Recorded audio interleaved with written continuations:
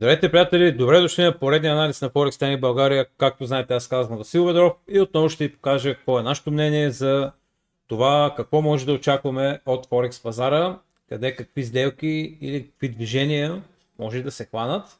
Така че, без отново да ви губя много времето, започваме с самия анализ. Нека ви покажа какво очаквам. Почваме първо с новините. Важно е да знаем кога има новини, за да може да предвиждаме кога всъщност ще има по-големи движения, неочаквани, и те новини в повечето ситуации може да прецакат нашите сделки или пък да подтикнат нашите сделки да се изпълняват.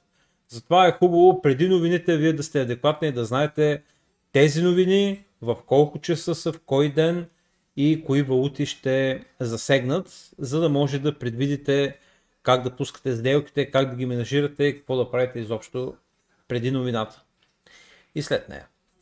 Така че, важни новини, почваме вторник индекс на менеджерите покупки.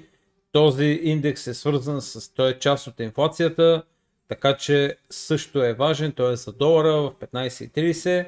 В среда имаме индекс на потребителски цени, който пряко измерва инфлацията в една държава. За Великобритания първо имаме сутринта в 9 часа. После в 15,30 имаме и за самия долар, като очаква се да се повиши за долара, което би трябвало да е положително за самата икономика. В четвъртък преминаваме с брутен вътрешен продукт за паунда, CPI отново за Германия и предварителни молби за безработица, подадени в бюрото по труда. Знаете, когато е така средата на месеца, не се очакват много големи движения, по-скоро се очакват големи движения в края на месеца, защото те отразяват колко процента безработица ще има в една държава. Просто тук излизат всяка седмица, процента на безработица излиза веднъж в месеца. И в петък завършваме с индекс на потребителски цени за Европа, като тук също се очаква да се вдигнат, което означава, че в петък може би, ще видим някакво вдигане. Така че знаем, че почти всеки ден, вторник, сряда, четвъртък и петък, имаме по една-две важни новини за една валута, така че не е нещо страшно. Това е за новините. Продължаваме към техническия анализ. Както винаги, започваме си от евро-долар, като при евро-долар през изминалата седмица казахме, че очакваме някакво движение да имаме тук и реално точно след този пробив цената започна да пада. Това е стрелката, която сме показали миналата седмица, това е движението, което стана. Реално смятам, че тук е хубаво ниво, може да видим една по-голяма корекция и ново падане, като новото падане мисля, че трябва да се гледа до това дейли ниво. Не заради друго, ами на по-високите графики. В момента се намираме много силно ниво, от което пак цената се е дигнала доста. Макар че изглежда силно за продажби, може би ако имаме положителни новини до вторник, сряда, четвъртък за долара, може да видим това падане. Аз очаквам, че падането ще стане до ето дисбаланс да се запълни до тук. Така че смятам, че има още на къде падне цената. Нека само да го отбележим самия дисбаланс. Аз ще ви покажа за какво съм отбелязал на по-ниска графика тук. Но все пак нека да го има и на дневна графика. Когато гледате дневната графика, трябва да се съобразявате с това докъде е стигнала цената, че да може на по-ниските графики да продължавате да продавате или да спирате да продавате. Ето, да, общо взето, вижте, съвсем спокойно може да видим едно връщане. Сега ще видим дали ще е до този дисбаланс, така да приближа, дали ще е до този дисбаланс, дали до тези двете свещи, дали до този дисбаланс или до тази supply зона, която се образувала. Трябва да наблюдавате откъде ще стане отблъскване. За момента даже няма корекция. Трябва първо да има корекция, после да наблюдаваме откъде ще се отблъсне и тогава влизаме в сделки. Това според мен е най-правилният вариант. Нашата работа като трейдери е да предвиждаме откъде до къде може да стане някакво движение. И то винаги може да стане. Няма как такива 100% сигурна работа или пък там някакви други глупости, където се въртат по интернет. Всичко е ситуационно, на база ситуацията в момента. Правим един предварителен анализ, оттам нататък почваме да наблюдаваме и спрямо ситуацията влизаме в сделки. Това за евро-долар. Преминаваме към паунд-долар. При паунд-долар от по-големите графики смятам, че отново става брутален импулс на дневна графика. Много хубаво падане. Отново от миналата седмица, както го бяхме предвидели това падане. Дори стана много по-голямо. Ето стрелката миналата седмица.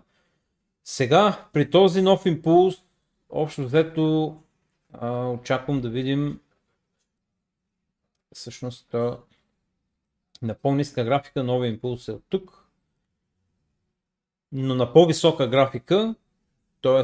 това е на 4 часа. Импулса на 4 часа започва от тук. Но на дневна графика импулса от тук горе. Така че може да видим по-голямо връщане на дневна графика, като предното дъно, дисбаланса, тогава да видим новото падане надолу. Така че ако гледаме спрямо дневната графика, то на по-ниските графики на 4 часа тук, ако гледаме само Фибоначи и падане, има възможност да ни удари стопа, да стигне до дисбаланса и тогава да падне. Имайте предвид, че трябва да съчетаваме различните времеви графики, когато пускаме сделки, защото пак да гледаме само една, но не сме видяли, че на по-висока може да стане нещо друго. Така че имате ги те неща в предвид, просто като съвет ви давам. Дали ще го приемете или не, си е ваш избор. На 4 часа аз лично тук няма да гледам по-ниски движения. Едва когато стигне цената, тук ще гледам някакъв по-ранен вход, дали може да предприема, но лично според мен тук трябва да се наблюдава повече по-високата графика. Като някаква зона за печалба, имаме тук едно много хубаво силно седмично ниво. Това означава, че преди в миналото много пъти цената се отблъсква в тези нива. И затова тук мисля, че е добре дори малко преди нивото да се гледа да се прибират някакви печалби. Но това смятам като цяло. Смятам, че може да видим едно падане до тук. До този ордер блок, да стигне цената, т.е. тук около 61,8 на дневна графика, но има време до тогава. Нека също тук да си отбележим дейли ниво, като ниво, по което стигнали цената, трябва да затваряме сделки и трябва да прибираме печалби. Дългосрочното падане, което мисля, че може да стане, е както при евро-долар, така и тук при паунд-долар до ето този дисбаланс да се запълни. Което означава, че това е доста под това дейли ниво. Но нека да гледаме тях за момента. Тук вече нямаме нужда от това. Това го местим малко надолу. И така е редно да се гледат. Това е за паунд-долар. Преминавам към евро-австралийски долар. При евро-австралийски долар отново от по-високите графики. Тук цената докосна тази демант зона. Отблъсна се и както на 4 часа говорихме миналата седмица, изглеждаше като много хубав двоен връх. Направи си въпрос корекция, докъдето очаквахме, виждаме и падане в момента. Просто смятам, че цената в момента 50-60 пипа, още 8 пипа ако падне, ще е редно да се прибира, да се мести стопа на входа и да се чака тук за първи профит и долу за това ниво като за втори профит. Винаги е хубаво, когато имате едно към едно печалба, вече да прибирате част от сделките, понеже, или да местите стоп, поне да предпазвате сделката. Това си е анализа от миналата седмица, очакваме да се изпълни. Паунд австралийски долар, доста голямо падане имаме на дневна, също смятам, че тук е редно да гледаме повече на дневна графика. Знаем, че в четвъртък имаме в сряда, мисля, че имаме новини за CPI на Великобритания, което означава, че може да видим движения и трябва да внимаваме на по-ниските графики. Това е дисбаланса, който е на дневна графика, реално на 4 часа. Това е новия импулс, но както ви казах, на дневна графика имаме много по-голям импулс и е възможно да видим по-голямо връщане, тогава да видим по-голямо падане. Тоест, имам предвид, че може да стане корекция до тук и от тук да гледаме за продажби. Има го, това е като един вариант, Втория вариант, разбира се, тук на 1 час имаме една зоничка, дори на 4 часа се вижда хубаво, като това не е импулса, а това е supply зоничка. Възможно е да видим едно леко връщане тук до нея. Но ако стане връщане до нея, мисля, че е хубаво да се гледа като профит последното оформило се дъно, понеже може да стане едно връщане, но после цената да продължи догоре и тогава да направи падане. И за това, нали, по-рисковани са те близките зонички. Да го кажем така.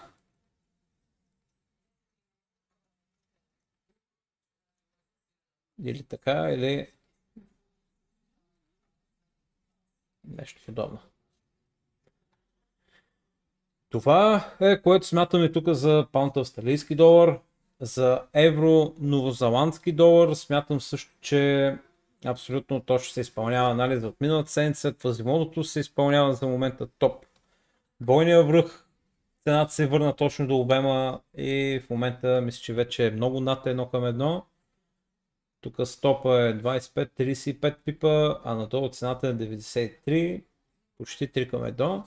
Хубаво е тук също да се мести стопа на входа или дори малко на плюс, така 2-3-5 пипа, колкото е спреда, и да се прибира вече една част от поръчката, като смятам, че пак тук трябва да е първи профит, тук долу трябва да се превере абсолютно цялата печалба. Но за момента така изглеждат нещата. Смятам, че е това. Хубаво е да се предпазва сделките. Само паунд новозеландски долар през изминалата седмица не се активира. Той директно направи ново падане, но на дневна графика това е един цял импулс. Не се бъркайте, че това е корекция на дневна. Не е. Това е цял импулс и може да видим някакво по-голямо връщане на дневна. Общо взето няма много конкретна цел, но на по-ниските графики има. Тук дори цената е отворила с някакъв гап. На 1 час смятам, че това е supply зона. Тук има доста хубава ликвидност на доста върхове от този рейндж, който е взета. Има хубава ликвидност нагоре и после пробив на структура надолу. И смятам, че това е хубава зоничка, от която пак може да се гледа просто до последното оформено се дъно, да се гледа за профит. Лично според мен може да видим по-големи движения, особено след CPI и те сделки, които са на по-ниските графики, са по-рисковани, но пък не означава да не ги търгувате. Просто с по-малък риск. Според мен, нали, лично, вие сами преценяте за вашите си сделки. Злато долар, смятам, че през изминалата седмица просто се получи брутално добре. Да, тази, която бях показал на 5 минутна графика, не се активира. Къде беше сега? Ето тази. Просто не стигна цената до нея за малко и направи движение нагоре. Ето я. Вижте, не се активира за малко и направи движение, след което ние махнахме и тази, която е на 4 часа, просто си изпълни перфектно движението, запълни дисбаланса, докосна демант зоната и просто се разцепи. Нашия таргет беше до ето тази зона, който е 670 пипа. На по-ниските графики имаше още множество сделки. Тук имаше един ордер блок по PEMI, още един ордер блок сега. Очаквам също тук цената да направи корекция и вдигане до следващото ниво.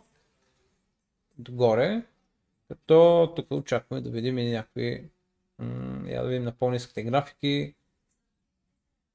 Да кажем, че на по-ниските графики може да видим някакъв ход. Ето тук. Предполагам, нали? Хубаво ще да има по-голям стоп, 100 пипа, като take profit ще е и той догоре. Ще е по-голям със сигурност. Пак казвам, предполагам какво може да стане, но стопа тук, ако е 100 пипа, ще е доста голям, почти додолу. На тази свеща догоре ще се хванат около 200-240 пипа. 2,4 към 1, да, може би да стане така всъщност, ще изглежда много добре. Пак казвам, това не са някакви...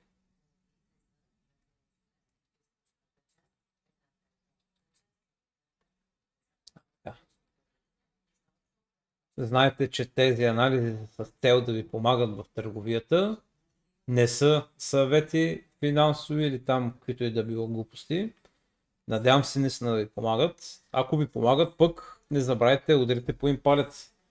Така помагате на мен и на канала да се развива повече. Като, нали, предстои да качваме видеа за акции, имаме още няколко, които сме набелязали.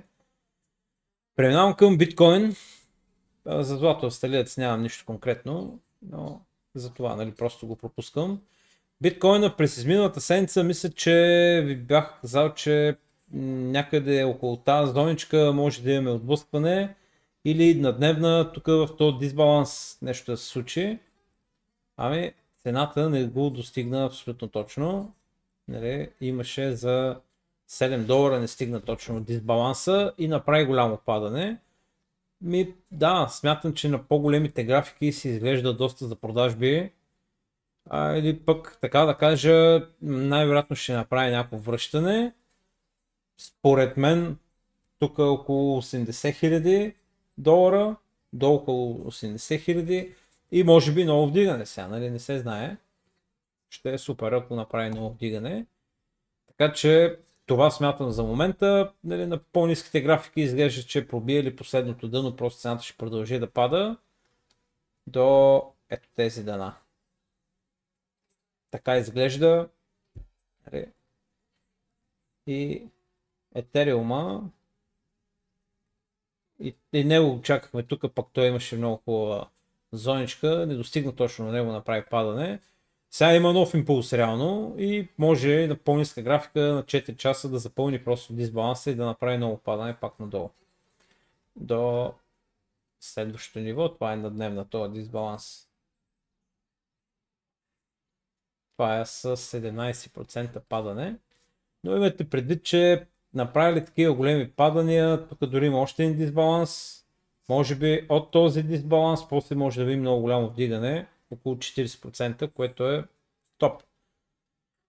Все пак, когато се вдига долара, неизменно с това се вдигат и падат самите биткоини, падат акциите и така нататък, заради самото повишение на долара.